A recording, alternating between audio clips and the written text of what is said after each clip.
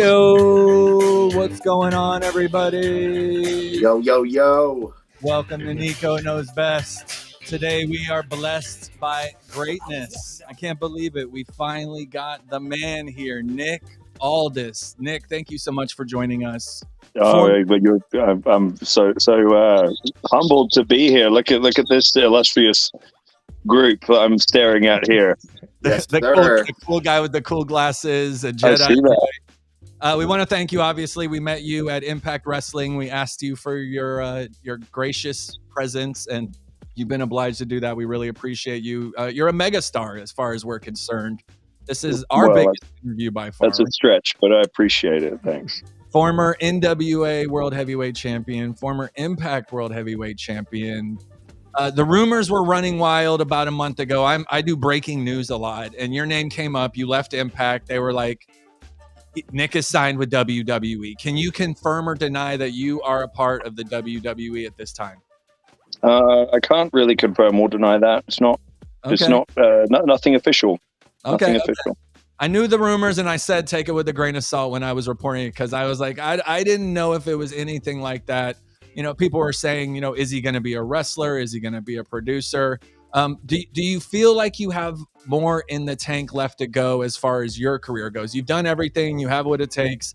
We love you. Let's stop. I haven't done everything. That's you know, that's it's kind of you to say, but that's you know, not accurate. Yeah, I don't know why. Man, it's you know, it's the sort of blessing and curse of of wrestling media, and the sort of the fervent appetite that fans have for information and wanting to be the first to break stuff all the time. But it's like, it makes it very difficult to even sort of have conversations or even sort of try something without people putting some sort of finality on it and immediately going, oh, that's it. Like he's doing this, he's doing that.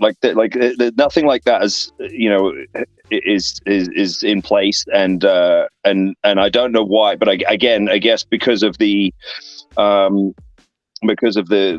discussions about, you know, a different role, immediately it sort of jumps the conversation to, oh, he's not wrestling anymore, he's retiring, that's it. Like, you know, is he done wrestling? And I'm going like, well, hold on, I'm 36 years old, guys. Like I, you know, I think maybe again, another sort of blessing and curse in my career is that I sort of got started on a sort of a national / international stage very early in my career. I was, you know, like a couple of years in, I was signed at 21. So it's sort of, I think sometimes I get sort of put in the generation ahead of me in terms of age, and it's like, I'm 36. I'm like, you know, I'm not, I'm very much in my prime. I'm like, I'm not, you know, and I sort of go, well, wait a minute. Like, where's all this discussion about, like, you know, being done wrestling come from? Everyone just needs to chill. Like, that's great, you know, for me, honestly, because I mean, I was like, no way. Like, there's no, because I just didn't believe that it's like you as a competitor, you as a former world champion. I mean, the desire is always going to be there to be I mean, you see people not 36, 46, 62, Sting at Wembley, you know, doing his thing. You got AJ Styles at 46 competing at the very top level still at this point. I mean, we totally know that you have a lot more in the tank if that's what you choose to do so. But you have so many options. You're pretty much one of the top free agents out there in the world right now. You know what I mean? You're sought out by everyone. I know you can't disclose who's reaching out, but people are talking to you, and they're trying to get Nick Aldis on their team. I mean, they'd be foolish. And here's the thing. I mean, like Nick is saying, the social media is so vague. We don't know what's really going on. We don't know if, you know, Nick's back injury. He's a producer. We saw Mickie James release something about him strictly producing, but he could make his WWE in-ring debut. We just don't know. You know what I mean? And social media tends to mix that up. So I see what Nick's, you know, he's coming at with that. But, you know, I want to ask Nick real quick about were you 16 years old when you first stepped in the ring? And I heard 17. I heard Jake the Snake was there. Did you get to see the Snake? Tell me about your in-ring debut. Yeah, well, so my sort of my first ever show, I was in a battle royal with a bunch of other trainees, and yeah, Jake was there. It was for the Knight family, who a lot of you just saw at Wembley ringside with Rhea. Like it was, yeah. I started with her mum and dad, with Julia and Paddy, Ricky Knight, and so yeah, they one of their big shows that they would do was a nightclub called The Talk in Norwich, Talk of the Town. And yeah, this was when I think Jake was living in the UK at the time. I think he had a wrestling school in near London. And because the thing I remember the most about that, besides being, incredibly nervous, was there was a kid there who was a trainee from Jake's school, and he was sort of wearing like sort of Billy Kidman inspired gear. Like he had the white wife beater on, and he had like black skateboard shorts and, high tops or whatever. Good looking kid, like nice tan, and all that. And sort of, he and I were sort of stood there waiting to go out for this battle royal. And he was very, very nervous. And Jake was wrestling Ricky Knight in the match before, and Jake got color, so he's bleeding, and it was a packed house. It was full. It was like 1,000 people in there, really, and the Norwich fans were pretty rowdy, so it was like they liked blood. They liked a bit of rough and tumble. You know what I mean? Oh yeah. And Jake's got color, and he's, the match ends. I can't remember what the finish was, but he comes walking to the back, and like I said, this kid's standing there with like a pristine white wife beater on, and Jake comes in, crimson mask, comes through the curtain, and takes one look at this kid, and this is his trainee, right? So it's sort of like he's, he ribs him right before he goes out, and just walks up to him, just wipes his bloody head and face all over this kid's wife beater, and then just goes, "Get out there, kid!" Like, and I remember, like, it was. I mean, the timing was so perfect because he literally did that, and this kid's standing there, like, oh, like, just horrified, right? And then, like, they're going, "Go, go, go!" Like, sending all of us out to go out for this battle royal, and he just like comes walking out like this. Like, who's this weirdo with blood all over his shirt? Yeah, good rib. That's hilarious. That's awesome. Did you get to talk to Jake? Yeah. I mean, just usual sort of like, "Oh, hello, sir. Hello, Mr. Roberts." Like, I just remember thinking, like, Jesus, he's a giant. Like, I had a Jake the Snake action figure, and he actually was one of my favorites when I was a kid. He sort of reminded me of my dad. Like, my dad, he looked a lot like my dad. My dad had the same mustache and quite similar features and stuff like that. And I loved Jake's promos and all that. But I remember thinking, this just goes to show how big everybody was back then, because I remember thinking like Jake was sort of like a medium-sized guy.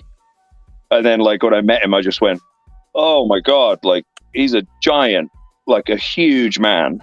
He's like 6'5", right? He's pretty big. 6'6". Yeah, easily 6'6". Like, and just a big, like, big framed man. Do you know what I mean? Just like a big, like, just big all over, right? Like, big head, big hands. Just a big frame. Like, just, that was the sort of the thing that stood out to me about meeting a lot of guys from that era. Just like guys who you just thought were sort of like medium sized were like just gigantic, like brontosaurus looking bastards, Now, you started wrestling at 17. What age did you decide that you wanted to become a wrestler? Oh, I think I probably formulated that. Well, it was in the year 2000. I know that. So I must have been, I guess, about 13 or 14, something like that. But it was the year 2000 that sort of clinched it for me. Like I'm like a lot of kids. I think I was a huge fan of Brett and Davey Boy, in England, and I sort of looked at wrestling like, and this was testament to WWF's marketing. It's like, when I was a kid, I sort of looked at the WWF almost like the same way I looked at cartoons. I sort of had like the annuals and had the action figures, and I sort of I knew all the guys' names and stuff, but I didn't really know much about wrestling. I wasn't I just sort of knew their the sort of the folklore around the, you know what I mean? Like, oh, that's Earthquake, and that, oh, that's the Undertaker, like, and all that sort of thing. He reaps souls. But, yeah, but right. And you sort of knew like their gimmicks and like, but Brett, I remember just thinking Brett was just the coolest guy. Right. And I wanted to be like that. But then I think like a lot of kids, and I think this is probably why, I think in a way it's kind of why wrestling is cyclical, but also why the WWF had those two sort of golden eras. Was like they had the golden era of the 80s, right? And we were all little kids. Right. And it was almost like, there was a little bit of a decline in business in the early to mid 1990s. And I think it's because we were all then sort of becoming adolescents, Girls. And so, right. And taking interest in other stuff. And it's almost like, then the WWF sort of went, oh, and, then it sort of went to attitude stuff, the NWO and DX and Steve Austin and stuff. And then it was like all of us sort of came back. Oh, yeah. Like we all went, oh, wait a minute. Because I vividly remember like some of my friends being like, have you seen wrestling recently? And I'd be like, not really, and then be like, oh my God, you got to see it. Like Shawn Michaels is totally different, and he's doing all this different, like, oh, maybe like they did this thing where they like, and they started telling all this stuff. And you're like, oh, Hulk Hogan's a bad guy now. And he's like, he went to the other company and was like, whoa, wait a minute. So like, right at the sort of dawn of the Attitude Era, 96, 97 is when I sort of start really paying close attention again. And by 98, 99, I'm just like, just glued to it. And by 2000, when Rock and Triple H are in the middle of their like rivalry, on top, by that point, that was where to me it reached like a sweet spot of like Attitude Era sort of edginess, but it also had like that athleticism and that sort of prestige around the world title and all those sorts of things that really resonated with me. And that was around that time was where I sort of realized like I don't just want to be a fan of this, like I want to do this. Like I think like this is, like I want to be like that guy, meaning Triple H and Rock and guys like that. So yeah, it was that sort of period from the Royal Rumble 2000 where Mick and Triple H had that absolute classic at the Garden. Yeah, it was like from there to Backlash when Rock beat Hunter for the title, but during that period was when I just kind of went, that's it. This is like, I want to get into this business. This is what I want to do. The WWE was clearly an influence on you. And of course it is on everyone. Going to TNA and Impact Wrestling, Niko and I had seen you many times here in Orlando at the Impact Zone. We saw you in a dark match when you first started out. The biggest thing from there was with Sting. Sting took a real liking to you. He wanted to mentor you. He got you into the main event Mafia 2. And then he even had his last match was against you. So I was going to see what it was like working with Sting back then and what your relations are with Sting at this time. Well, Steve's a pretty private guy. It wasn't like we never had that sort of relationship where, I would call him on the phone or anything like that. But I did see him. I saw him at a show up in New York around Christmas time. I think it was like something like that. I want to say it was around December-ish time, but might have been earlier than that. But sometime late last year, I saw him, and it was great to reconnect with him. Like he gave me a big hug and was like, "Oh my God, so great to see you. You look great." And like, come on, I don't think he doesn't really keep up with a lot of stuff going on in the business. You know, I don't think that it was. I don't think he was that familiar with sort of what I'd been doing or anything like that. And you know, so I was just happy to see him, and I sort of, you know, we didn't really get into it too much. I just kind of just told him, you know, what I'd been up to and stuff like that. But as far as in TNA, I've never had any explanation for it, but fortunately for me, Steve just took a shine to me. He just took a liking to me. He just, you know, going back to my first year there, like I was with, you know, I mean that first gimmick they gave me was a total albatross. Right, you know, I mean, I'm lucky that it didn't stick. You know, I'm lucky that it didn't stick with me and just kind of kill my career before it started. But are you talking about Brutus Magnus? Yeah, right. Yeah. I mean, you know. I was going to ask that, whose idea was that? I'm guessing that wasn't your idea. No. The British invasion was nice. The British invasion. Well, the British invasion was thank God they pivoted to that, because it was sort of a lifeline. But well, look, you know, JFK said, you know, success has 1,000 fathers and failure is an orphan, right? So I was told that the Brutus Magnus like gimmick and character stuff was Dixie. I don't know if I believe that wholeheartedly, but be that as it may, because I feel like it's one of those things where, had it worked, you know, Russo and whoever else would have probably said, "Oh yeah, I was behind that." But once they realized it was like a, you know, disaster, they were like, "Oh, that was Dixie," you know. But I will say that me coming into the company was 100% Dixie.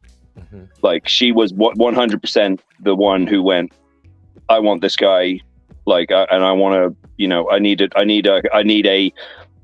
guy from the UK that I can, you know, market and make and sort of, because the UK was a strong market for him." And, you know, she 100% took a chance on me. And I know that Kurt had some influence there too. Kurt had seen some of my stuff on TV and said, like, this kid's got to be a wrestler. Like, he you know, he knows how to cut a promo. But it was absolutely Dixie who, you know, got behind me and made it all happen. So I've always been grateful to her, and I always defend her on a lot of stuff, you know, for that reason, because she, for whatever people want to say about her, she still kind of put her ass on the line. Like, she decided, you know, people can say what they want about it being her money or her family's money or anything like that, but, you know, she still, like, decided, you know, to the betterment of a lot of us, that she was going to go in on wrestling, right? And she was going to, because she could have very well decided she was going to invest in MMA or, you know, any other number of things. She decided she was going to get into the wrestling business, and a lot of us benefited, and I'm one of them. So, you know, and she meant well. She had, like, you know, she didn't always, like, she made mistakes, like a lot of people did. Anyway, the Brutus Magnus character, yeah. So anyway, like I said, once it was understood and established that gimmick was an albatross and wasn't going anywhere, and they agreed, like, okay, we're gonna pivot. We're gonna put you in a tag team with Doug Williams, because, you know, I wasn't ready for that. I wasn't ready for singles push, and they wanted something for Doug, and it was kind of like, it worked out all the way around, because I think they looked at Doug as, like, he's a great wrestler, but we don't know what to do with him as a character. And then they looked at me and went, there's something there, but he's not ready in the ring. So it was sort of it worked out well for both of us. And Doug carried the load in the ring, and I did more of the heavy lifting with the talking, which, again, when Vince Russo is your booker, there's going to be a lot of talking, you know. And again, I'm saying that as a fact, not as a you know, criticism or a plus. Listen, bro, I need you to go out there and cut promo, bro. Well, Vince, again, people have a lot to say about Vince, especially people who have never worked for him or worked with him, but he did his best to get everybody on the show. Yeah. Right. like, and I think you'll find that most people who ever worked with him at WWF, WCW, or TNA will tell you that, for better or worse, he did his best to get as many people on the show as possible. Like, he was always trying to think of stuff for everybody, which again is not, you know, that's an admirable quality that he had. But what I'm saying is that he, you know, Vince's style was very much about storylines and, you know, entertainment, right? So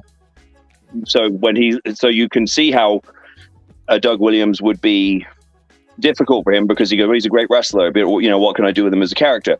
Anyway, so here we come as a tag team, and I am allowed to sort of find myself in the ring a little bit, while Doug is able to find himself on the entertainment side a little bit without this sort of glaring spotlight on either one. And somewhere in that, you know, short time, I'm able to sort of, at least, we had good heat. That's the thing about the, you know, when we had the tag team, there was the tag team division at that time in TNA was very good. It had Beer Money, Dudleys, Machine Guns, Lethal, and Creed. I think were still, maybe they had finished by then, but they were definitely in the mix up around that time. You know, and others. So, but they're all baby faces. So we had this. We were so fortunate, because we got to come in and basically be like heels, and we had a lot of heat. And so right away we got to work with Beer Money, who were arguably the hottest act in the company. Oh yeah. Dudleys, who were, you know, always over everywhere, you know, and then later on Machine Guns, who were fantastic, and obviously like that would come full circle later on, and as a result of that, I was able to sort of get a bit more comfortable and show some heel, you know, characteristics. And that resonated with Steve, because Sting, you know, he came from that era of like working with heels with heat. Yeah. And time heat. Yeah. When the time came, he had a match with Joe on a pay-per-view, and I believe that he put Joe over. And the next day on TV, they basically had him. This is my understanding of it, is that they basically said, "We're going to have you on TV. You know, you'll have a match on the following TV, and you'll get a win to kind of, you know, get your momentum back. Who do you want to work with?" And he said, "I want to work with that kid. Like, give me him."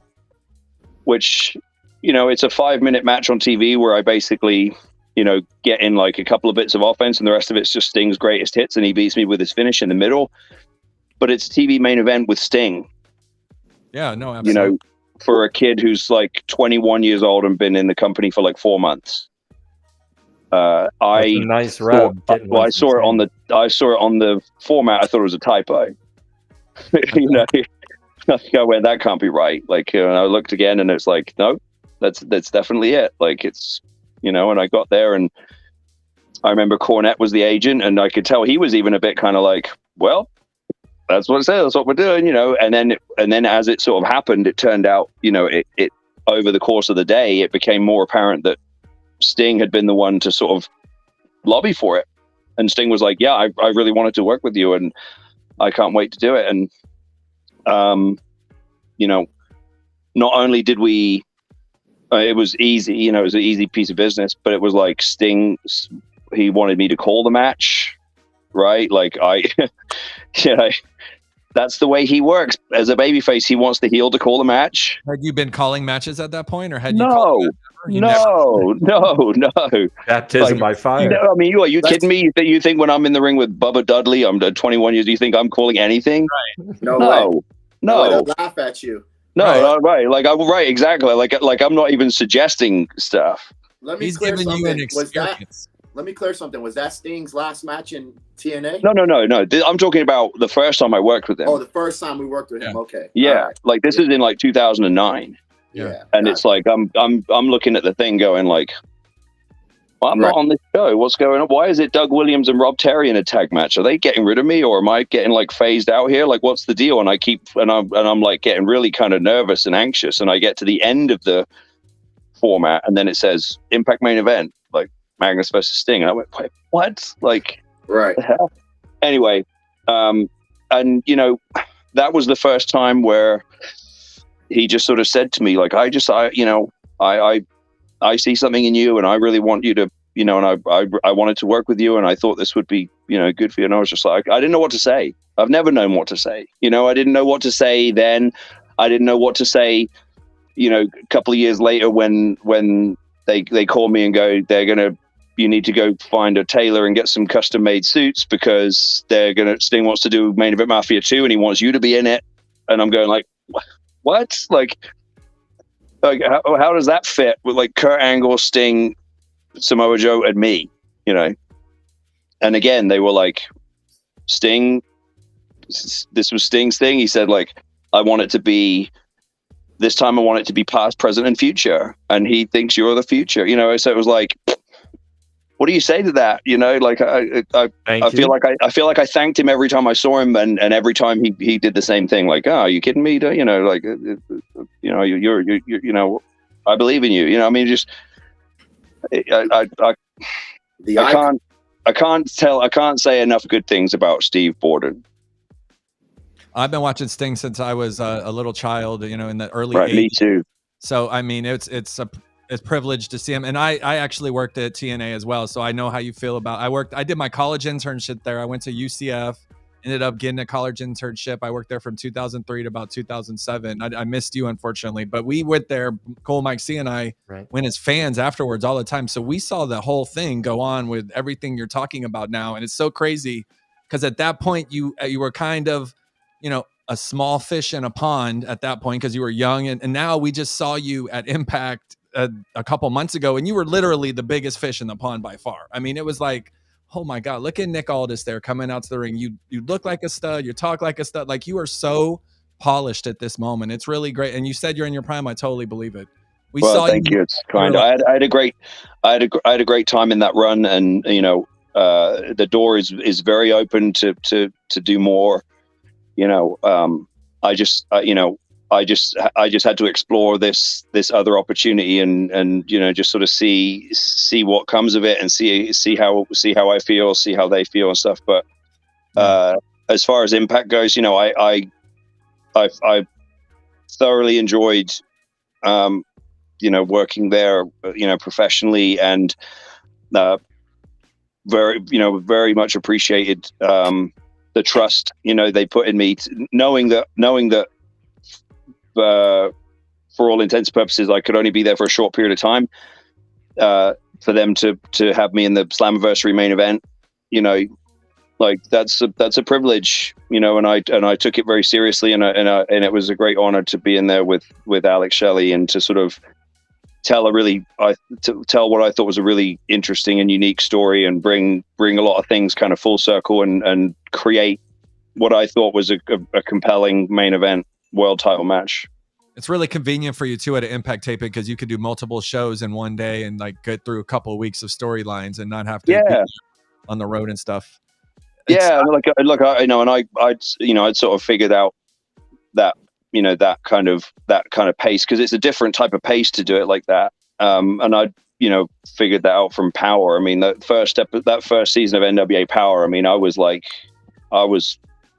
a man possessed, because I'd be like in every show and be like multiple segments. It'd be like I would have like 4 or 5 suits with shirts and ties, the whole setup like ready on a rack for like, okay, this is episode 2, episode 3, you know, like, and then I've got my gear. I would have like all my stuff like set up, you know, because I'd be constantly running back quick change, like try to towel off so I wasn't sweating, you know, because obviously it's like meant to be the next episode, so I got to be like fresh. And, you know, sometimes I'd have like 15-20 minutes after like wrestling a match, come back, try to like completely cool down. I'd have like a fan going, you know, on my face, and like, you know, and all that kind of, just to sort of, and then putting a fresh suit on and just like turn right back and, you know, come right back out. And like there was a lot of us kind of, you know, pulling a lot of weight like that, like Eli Drake, you know, LA Knight, myself, you know, like Camille, like there was a few of us who were like, you know, there was a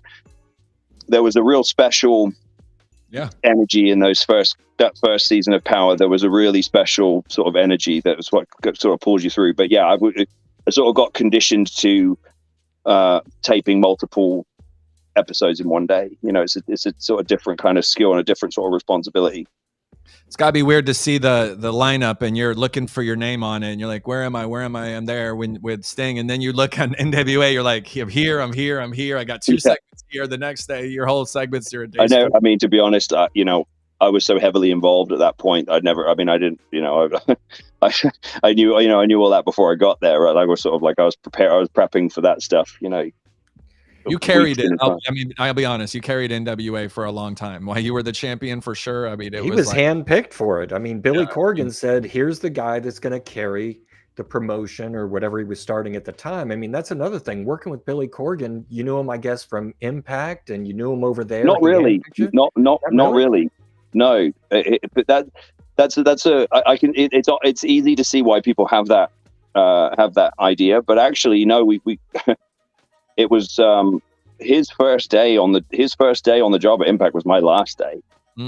So actually, there wasn't actually much of a relationship. But he did pick you like early on in NWA. How did that relationship get where he said Dave Lagana was the linchpin. I see. For early NWA, you know, across the board, 10 pounds of gold. Right. The first seasons of Power, you know, the brokering the stuff with Cody and I and Ring of Honor and all of that. Dave Lagana was the linchpin. I see. Of all of that stuff. Okay. And Dave Lagana was the one who was like, Nick Aldis needs to be the face of this brand. Nick Aldis knows how to captivate the spirit of, you know, Harley Race, Dory Funk, you know, Jack Briscoe. Like he likes that style. He knows that style. He wants to, you know what I mean? Like it was Dave Lagana. It was all Dave Lagana. Harley Race. Well, I trained with Harley, and so he knew that I had that connection, and he also knew that Dory used to come to TNA. He used to come and hang out backstage at Universal. Mm-hmm. And early on, Dory, you know, I think the first time I met Dory, like he walked up to me and I, you know, shook his hand and said, "Oh, it's a pleasure to meet you, sir." And the first thing he said to me was, "I really like the way you blend the British and American styles. Like it's, you know, like right, like no sort of hey, how it like just goes right to talking shop." Right. And I thought it was really cool because I really appreciated that because it was something that I had actively been trying to do. Right. Like, and I thought, oh, cool. Like he actually noticed, you know, because like, you know, you obviously you're trying to find your identity in the ring, you know, and you sort of, you're kind of doing this stuff and you're sort of hoping that on some level that it's sort of getting through. And then it's like someone like Dory, who he's got such a great third eye, right, when it comes to the wrestling business. And obviously, especially when it comes to telling stories in the ring. And first thing Dory says, "I really like the way you blend the British and American styles. You're, you know, that's a good lane for you. You should stay." You know, right away I was just like, awesome, you know. So Dory was kind of in my corner right from the get-go too, and I think that it was one of those things where maybe I came up in the wrong era, you know, but for whatever reason, the real old school guys, like, they always took a shine to me. You know, even, and obviously in recent years, that a lot more of that has to do with the stuff I did as NWA champion, right? But I always, you know, I've been, I mean, people have said this to me a few times, like, man, if you'd have come along in the 70s, 80s, like you know, you'd have been like, you'd be printing money. Yeah. And, you know, I do think about that sometimes and go, that's like, you know, maybe that's a blessing and a curse. But, you know, I remember like I would go to the Gathering in Charlotte and like you know, some of my favorite memories were from there because it would be like where all the old school guys would go. And I remember like, all the original Midnight Express were there. And over the course of the day, each one of them came up to me one by one and just was like, "I wanted to shake your hand and tell you how much I appreciate what you do. And I'm such a fan of you." And I'm going like, what the fuck? Like, holy shit. Like I'm trying to tell you this, you know, like, don't come and, you know, And then beautiful Bobby Eaton and Sweet Stan Lane and all that. Yeah, well, I had met Bobby and Stan and Dennis at the Crockett Cup in Charlotte when we had done it in 19. And I think Cornette told this story where he was like, man, it's really hard to impress Stan Lane, but Stan Lane was putting you over. And I was kind of like, well, good. Okay. It's like, and I guess like, because I think, I guess Stan Lane appreciated the fact that I wore a suit to the meet and greet, and I showed up to the building in a suit, and I went the extra mile. I took it seriously. I presented it all seriously. There was no other way to do it, right? Like there was no other way to get that stuff off the ground than if I was fully committed to, I had to have 100% conviction in what I was doing. I had to believe that, and I did with all my heart, that belt meant something, and I was going to make it mean even more, and I was going to make people, believe in it the way that they did once upon a time. But yeah, I mean, that's that, that, and the last conversation I had with Jerry Jarrett before Jerry passed away was again at that convention in Charlotte. Like Jerry was doing photos, and I was up next after him, and he kind of came by and like stopped, and then he went, "Oh, it's you." And I was like, because I wasn't sure if he'd remember me. I'd met him a couple of times through Jeff and stuff, and Jerry came back and like shook my hand and said, "I just want to tell you, like, you are fabulous, and you remind me of Luthez," and and I was just going like, holy shit, like this is surreal, but it was like, I text Jeff after that and was like, I just saw your old man, and he just, I can't tell you how much I appreciate what he said to me. And he was just like, well, hey, you're over with the Jarretts. And I was like, yeah, I guess so. But yeah, I mean, I take a lot of pride in that sort of stuff, right? Like Harley didn't want anything to do with the NWA because of what it had sort of become over the years and stuff like that. And then he turns around and says, "Oh, I wanted to come and defend the title in Missouri, and I'll go on camera. I'll talk to him, about being NWA champion and stuff." And it turned out to be the last interview Harley ever gave before he passed away. So it's like those are things that no one can ever take away from you, And I take a lot of pride in all that stuff. Those are definitely the priceless moments. Comparing the luck. You also, I mean, you take after likes of Bret Hart. And guys like that, and those guys are wrestling late 80s, early 90s. So I think you actually came up at a right time.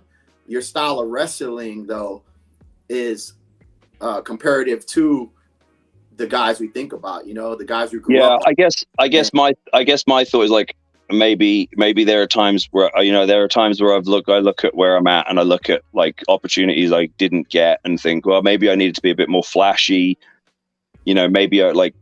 Maybe I should have spent more time honing sort of high spot kind of skills and dives and, stuff like that, because, the business does evolve and everything. But, it's never like, I think that the tribalism in wrestling really gets me down. Like, and it really drains my energy for the business, because it's like, you can't sort of, champion a certain style or kind of execution anymore without there being some sort of negative impetus put on it that somehow you're against the other styles, right? And I think that like somehow over the last few years, I've sort of been characterized as like someone who doesn't like, high spots and flips and dives and this and that, just because I don't do it. And it's like, nothing could be further from the truth.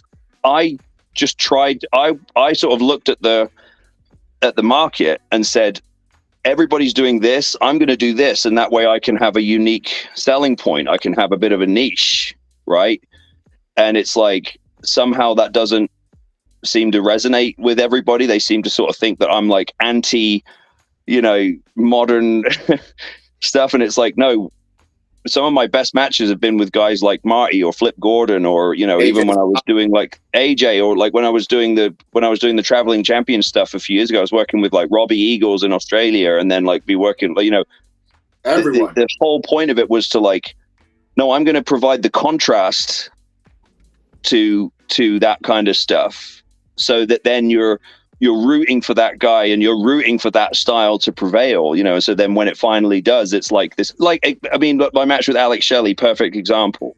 Yeah. The whole sort of contrast, the whole point styles. of that was to say this thing of like, I'm a, you know, I was playing the role that people kept sort of falsely portraying me as a shoot, and being like, oh, this guy thinks that, you know, he's against that. I've never been against that stuff. Ask anybody. I'm such a mark for the X Division guys in TNA, and you know, would love watching their matches. But I was never going to be able to do that stuff, right? Like, so, but I'm going to try to perfect how to work with them, like in a way that like accentuates their stuff and highlights them and creates jeopardy, so that then when they, you know, when they pull the sword out of the stone and beat a guy like me, that it's like super, it means something, and it's, you know, it's impactful. Yeah, he's the world champion, yet he's the underdog, hoping he can prevail against you. I mean, look how great that is, because he does his flip. He's a smaller guy, and you're, you know, Nick Aldis. You built up your own thing doing your stuff, and I think what you've done worked out great. Yeah, I never understood the whole sort of idea of like, let's take one guy who's known for doing all this type of stuff and put him with another guy who's known for doing all that type of stuff.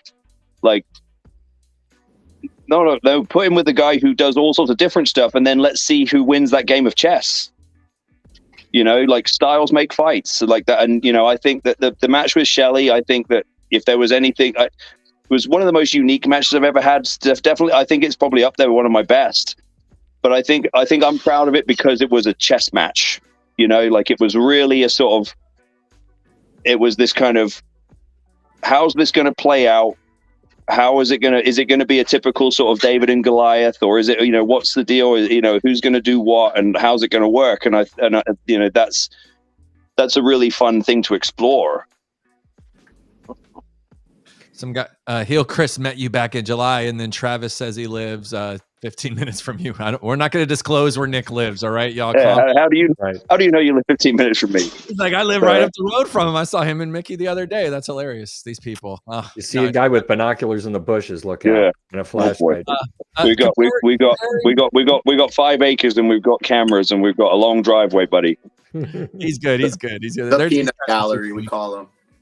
You know, comparing the two locker rooms at Impact and then NWA, what is it like at each place comparatively speaking? Is there a different vibe in each location? Yeah, for sure. I mean, look, you know, I don't want to go into the weeds on this, but, you know, the vibe in the NWA locker room changed, you know, pretty drastically. You know, let's just leave it at that. The vibe in the Impact locker room, man, was very, very good. Yes, you know, there was a real genuine sort of camaraderie and you know, a real sort of a real feeling of unity, team feeling with everyone. Like, a lot of you know, a lot of those guys take a lot of pride in sort of trying to you know, get that brand back where they want it to be. Yeah. And, you know, they understand that, you know, it's taken its lumps, right? But when I had, and obviously, look, I've had a long established relationship with Scott D'Amore, right? You know, for years, and so, but obviously in recent years, you know, Mickey's been working with them. So I was already sort of privy to, you know, how things were going there and the sort of the vibe there and stuff. But when you know, we've always been very careful to say, oh, look, my dog's doing a run in. I got 3 of them. I locked them out. Yeah. Are you going to do a run in too? Yeah, oh, there's my son Donovan. What's up, buddy? Say hi to everyone. Hello. Hello. The future. Stop making noise. Want to be a wrestler?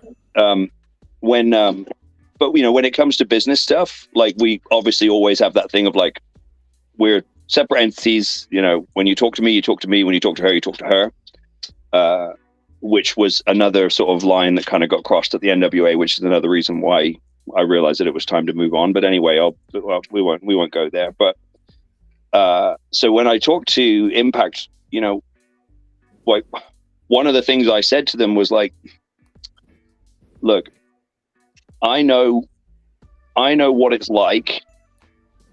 Like, I know where you're at in some ways. Like, I know what it's like to be in a promotion that had like a sort of, that's trying to sort of rebuild momentum and rebuild, you know, brand value and everything.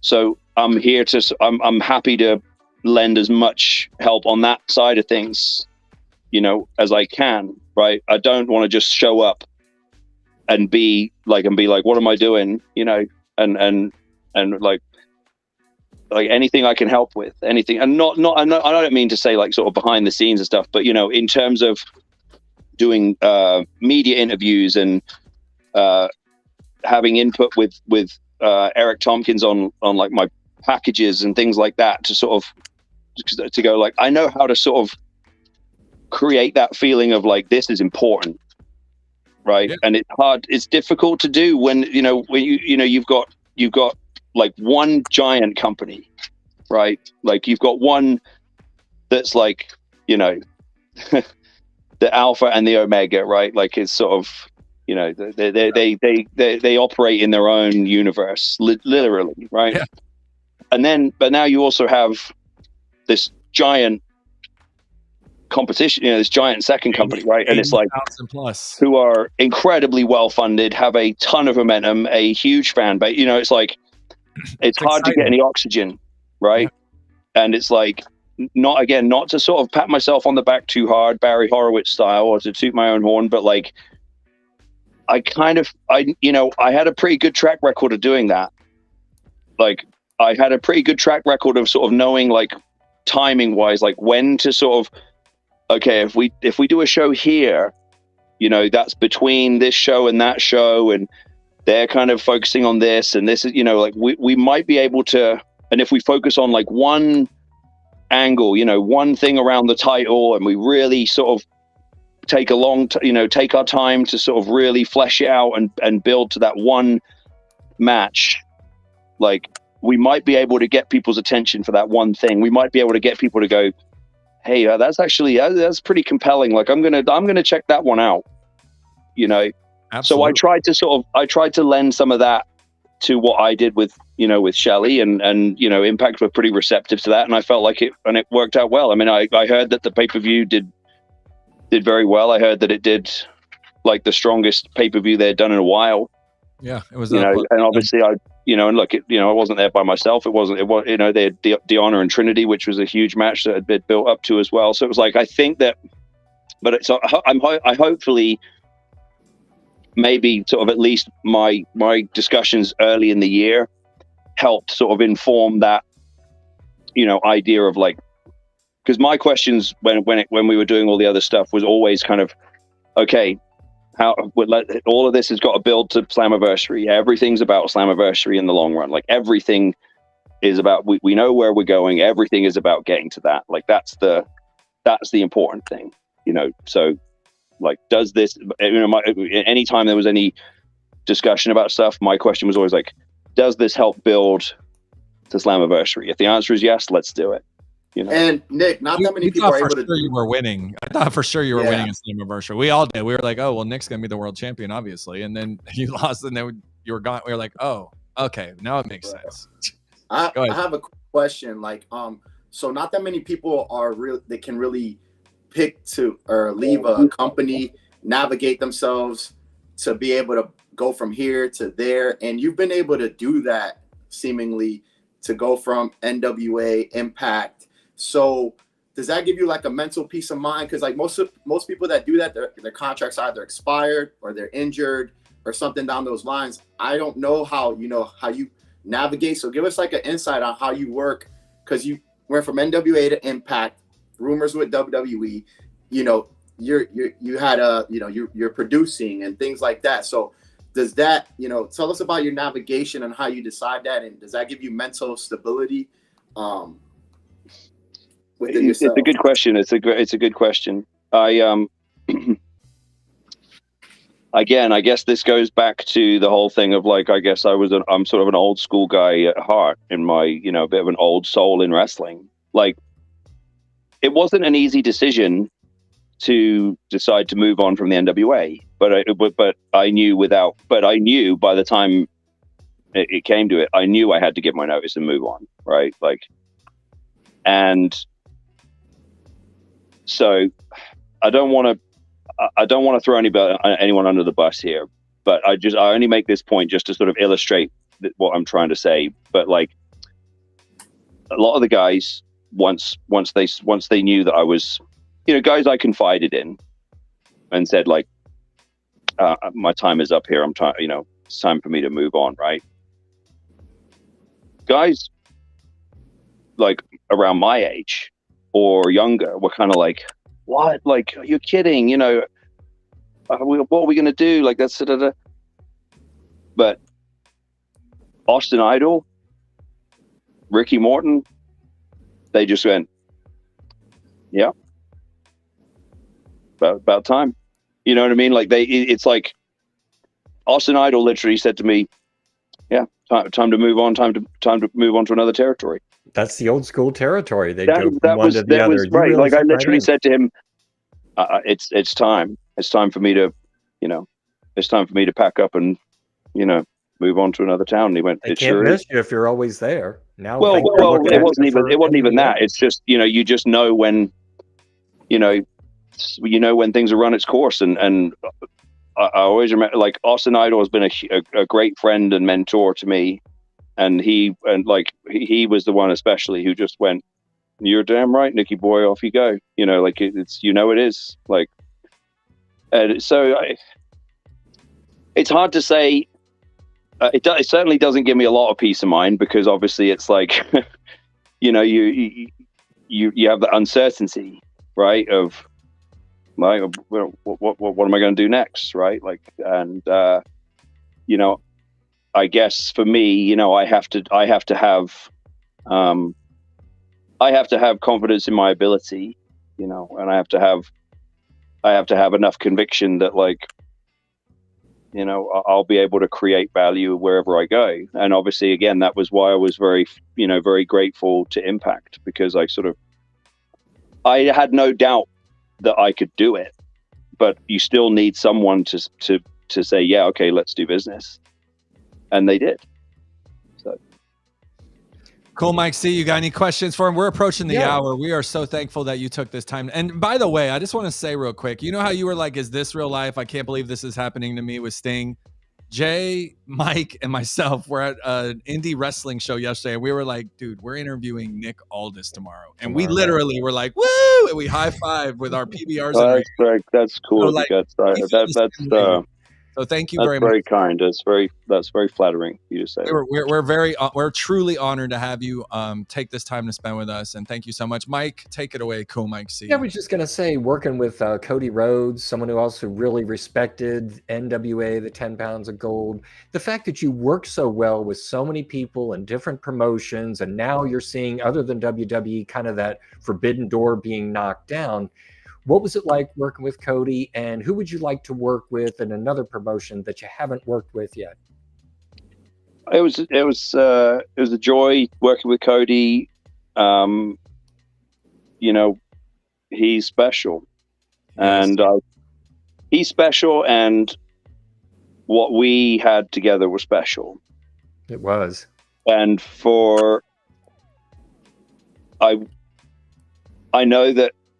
I know that a lot of people saw it. I wish more people saw it, and I wish the right people saw it. Right.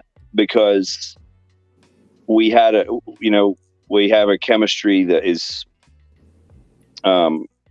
unique, and we understood each other right away. There was,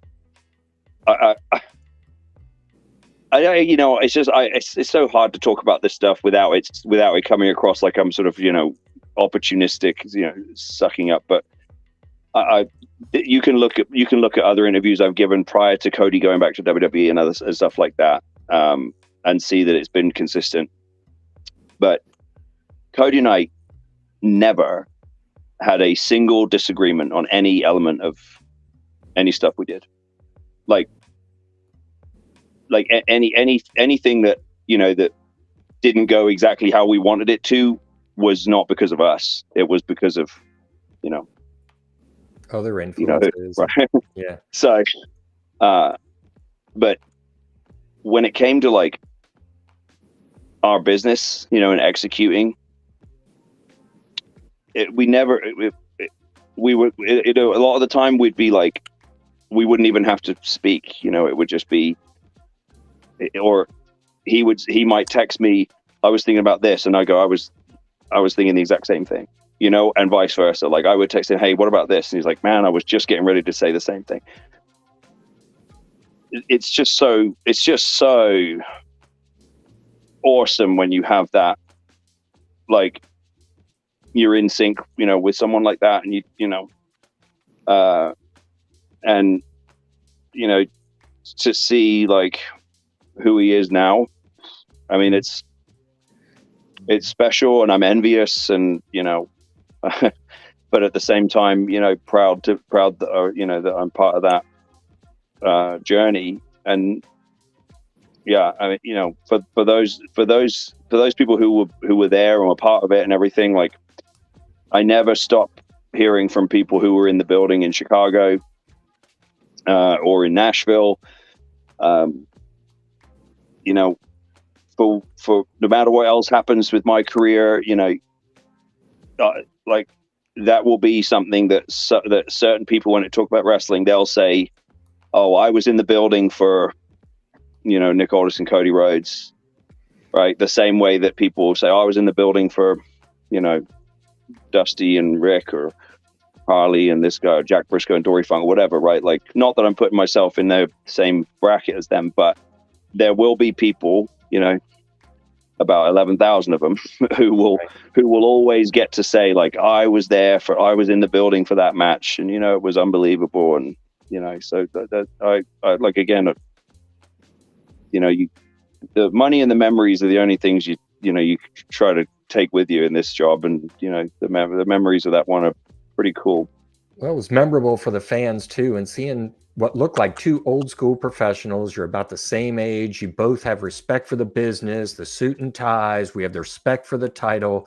It really did mean something when you guys were there at All In. So it was a really special time. So and we respected the business, and we respected each other. Right.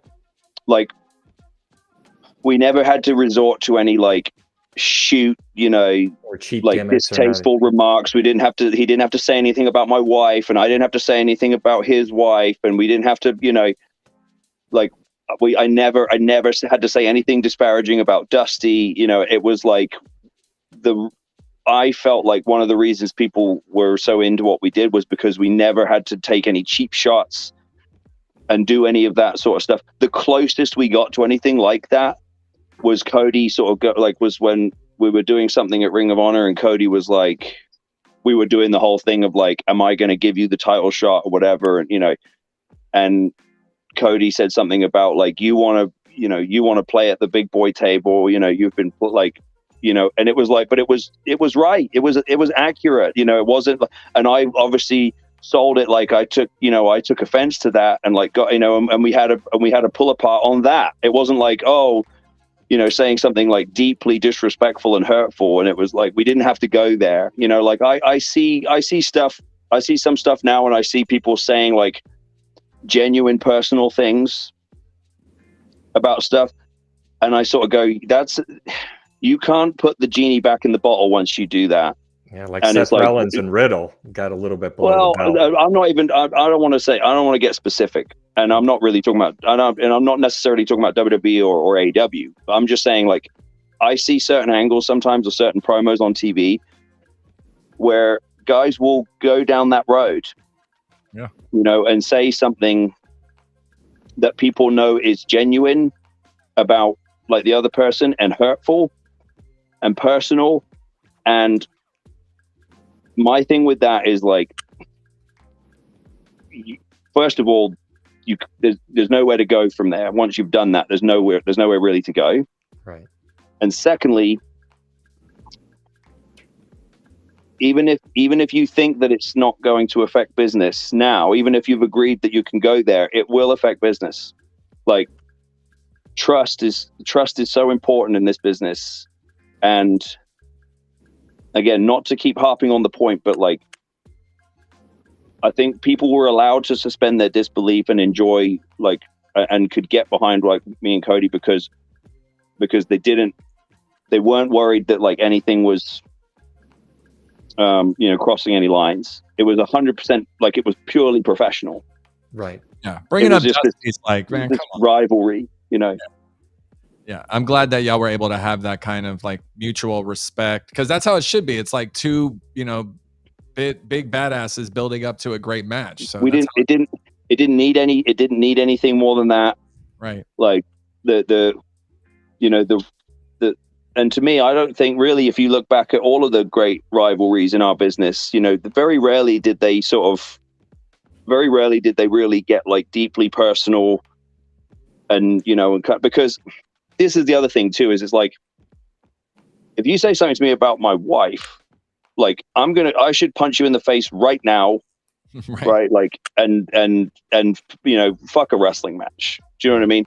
Right. So it's like the second that something like that happens and that doesn't happen, it's like on some subconscious level, people are kind of like, you can go too far to the point where it actually has like the opposite effect, where people start to go, well, I don't think that, if they said that to me, I wouldn't be standing there having a wrestling match with this guy. Right. It's not like I'm going to kick your ass 3 weeks in a pay-per-view on this day. It would be right then and there. You'd smack him in the face. Yeah. Does Mickie James ever, does she ever veto any of your storyline matches? Any of your storylines to get involved? No, she lets it go. No. I mean, look, it's like, I want to go with a towel from now on to the ring and stuff. I think that, there's one thing we talked about, is like the one thing, she was with WWE at the time when Cody and I were having our thing. And she was like, I think there was always that thing of like, man, can you imagine how great it would have been to have had her at some point, like, because Brandy was there with Cody, right? Like, it would have been cool to, like, that would have been, that's the only thing we weren't ever able to do, is to involve her in some way. And like, because like with Brandy at that time, it would have really like, that would have been next level shit, Yeah. But Mickie, hey, it's a big pop, no doubt about it. Never say never. Right. We actually, when was that, Jake? We were at, was it WrestleMania? We were at a bar at WrestleMania. We were like, was it WrestleMania weekend? We were right next to you guys. Oh yeah, right. It was you, Mickey. Who was it? Who was there? SoCal Val. Okay. And we were right behind you. Dexter Loomis was there. Yeah. Not that we were stalking. We were just right there. Oh, we were just there. We were just there. You were wearing a blue shirt. But it's just one of those things, like, where for you it was just you're at the bar having a drink, and for us, again, we're like, holy shit, Nick Aldis, Mickie James, and Dexter Loomis is right next to us. Like, we're such marks. It's so funny. Like, what do you and Mickey like to do that doesn't involve wrestling?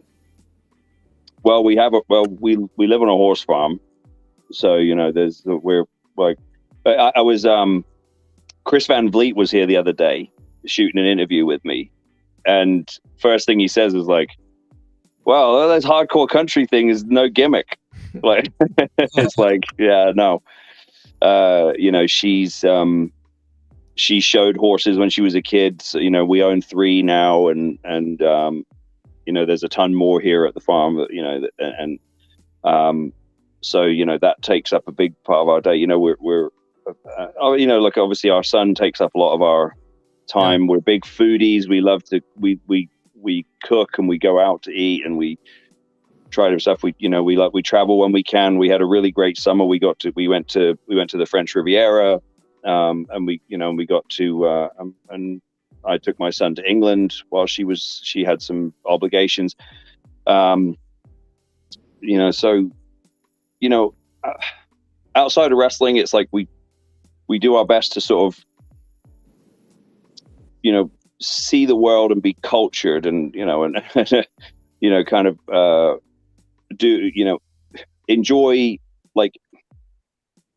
life, without the constraint of like trying to be famous or trying to sort of, make money or get, be successful. It's like we do try to actually realize that, well, let's try to enjoy things in life. We're like outdoorsy. We're both very much about sort of health and holistic health, especially, and stuff like that. So, and obviously we have our supplement company, Legacy Sports Nutrition, legacysupps.com, so it's like we're always exploring ways to improve our health and well-being so that we can, use that to inform, our business as well. So yeah, we're you're in great shape. How did the supplement business start? How'd you start that up? It was something I had always wanted to do. And where's it going?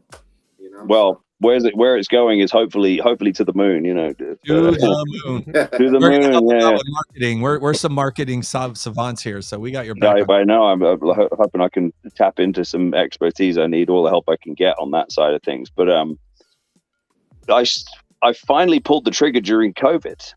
During the COVID lockdowns, there was that period of time where it was like, I was in Tennessee, so thankfully Tennessee was a pretty common sense state. Like we didn't have, but even in Tennessee, there was that sort of short period where even Tennessee was like lockdown, basically, pretty much. And so obviously there was no shows happening, and nothing like certainly not very many, and not a lot going on. And so it was like we finally had that no excuses type of attitude. Like, all right, like now's the time. Like I'm gonna do all my due diligence. I'm gonna get all the legal stuff figured out, the LLC and the formulas and the manufacturing and the labels and the whole. Let's get this thing going. And I'm so glad I did. And I'm very grateful to we've got a small but loyal customer base now that we're building off of, but we've served, thousands of customers across I think we've pretty much served someone in every state now. And we've served customers in about 7 or 8 different countries. And, when we see some really good repeat business, we've got some very, very loyal customers who are, coming up on their sort of 25th sort of orders and stuff with us like that. So, we're very grateful, and I'm learning as I go, right? I'm trying to tap into as many, experts as I can. I'm certainly not an expert when it comes to e-com and stuff like that. I try to do things that I'm passionate about, because I really don't want to, I don't want anything to ever feel like work, right. So I want everything to be something I enjoy. So, scaling is obviously the hardest thing with any business. Is sort of, okay, we've got it to here. Now, how do I get it from here to here without spending a bunch of money and risking it all? And, sometimes I sort of go, okay, well, this is a worthwhile risk. And a lot of where I'm at now is very much in the sort of, okay, I've got to try to create more awareness, more eyeballs, more brand building, more engagement. So, it's satisfying, but like I say, I'm very, very grateful to our sort of real loyal customer base, because that gives me the confidence to sort of then try different things and take a few risks. I mean, if people are making 25 orders in a row, then your product is good. It's a one and done that you worry about. Yeah, the repeat business is very encouraging, and we have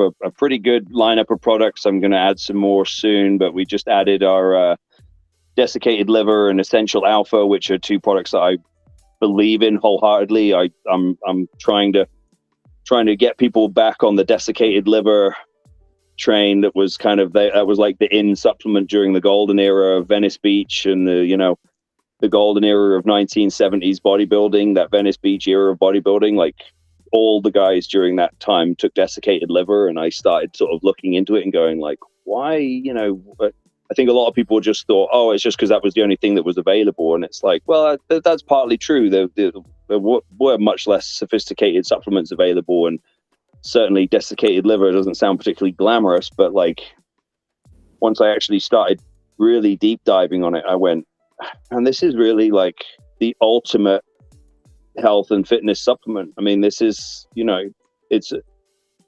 the the overall like performance enhancing, recovery, and well-being are all enhanced from taking liver because it's a red blood cell builder, you know. And if you can increase your red blood cells, that's, you know, there's so many benefits to that.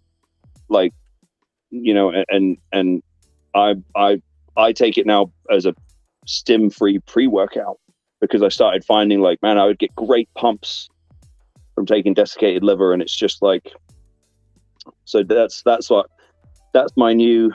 new baby in the legacy sports nutrition lineup. Is I'm trying to get people to go old school. Say again, everything with me comes back to old school, but I'm like trying to get people on board with like, hey man, all these guys, all those physiques from back in the day that we still try to aspire to look like today, right? Like the Frank Zanes, the Arnolds, the, you know, the Dave Drapers, the even, you know, like Gary Stridham even later on and stuff like that. It's like, you know, you can pretty much guarantee that desiccated liver was part of their daily regimen, and it's for good reason.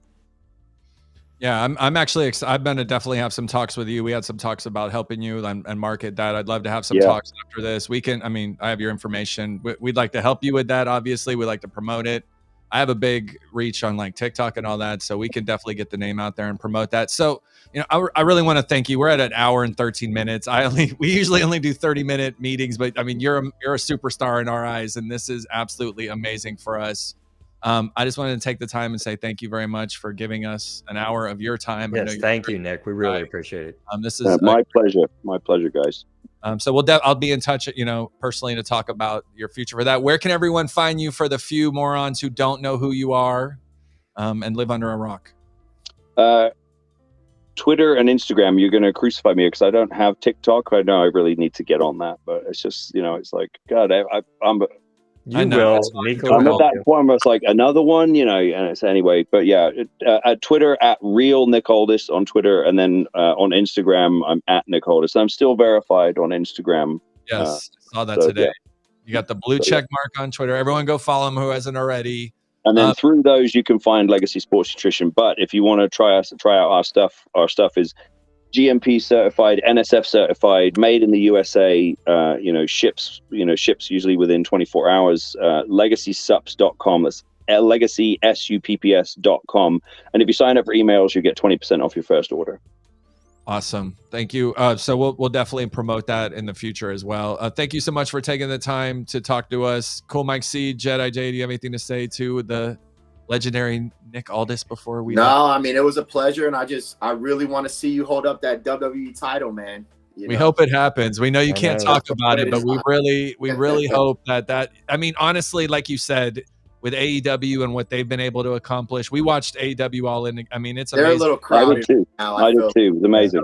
And so to see that happen and to know what WWE is doing, we go to WrestleMania every year. We sit on the floor on the ramp. Like we're total, like we drink all the Kool-Aid, and we love Impact. He's going to the 1,000th anniversary. Yeah, good. Look, it's, you know, I'm glad that the business is healthy, and man, for, you know, I know that I'm certainly not the first person to say this, and I won't be the last, but you know, regardless of you know, the amount of funding that it had because of Tony and everything like that, but for a company to start in 2019 and by 2023 to have, it's incredible, you know, over 80,000 at Wembley Stadium is astonishing, and you know, a real testament to their fans and to that company and to the wrestling business in general. And more importantly, it's going to light a fire under Triple H and all their asses and Endeavor's ass to be like, okay, well, we're going to do 90,000. We're going to do 100. From my limited time dealing with him, I don't think he needs a fire lit. But I think he look, I don't want to speak out of school, but I think he kind of enjoys that's happening. I think he knows that it's healthy for the business, and I think in many ways, he's glad that there's competition because he knows that it brings out the best in everyone. Absolutely. And if the show is how I feel. Look, you got at least one new follower from the show, so it wasn't a total waste of your time. Look, there we go. There you go. Thank you so much, Nick, for your time. Thank you, guys. Appreciate it. I'll talk to you separately about the future. We'd love to be a part of Legacy Subs for sure. Absolutely. Looking forward to it. All right, everyone. Thank you so much. Right, man. Take care. Take it easy. Thanks, Nick.